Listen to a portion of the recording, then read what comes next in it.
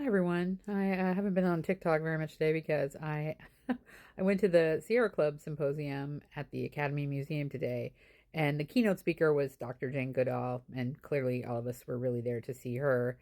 But they made us sit through a lot of other stuff first. One, which was appropriate, was a land acknowledgement and a short talk by one of the members of our local Native American tribes.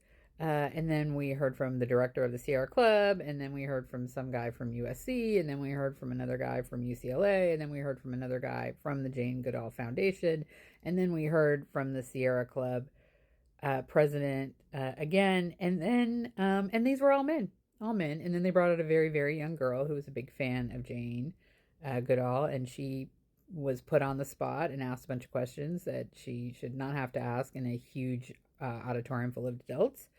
And then we finally got to hear from Jane Goodall, who was knock your socks off fantastic.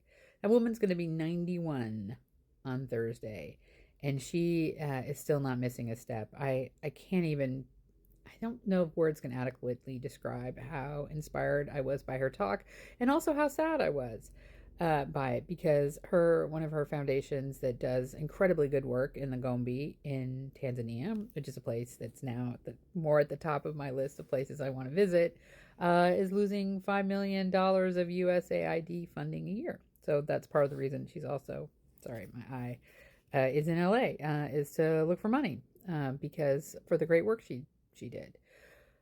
But I really would like to know how the people who put together this symposium thought that we should just listen to all of these men talk, right? They couldn't have found one other, and granted, they couldn't find one other woman to speak about climate change or about what we could all do to, kind of fight back against the tyranny that's happening in our country.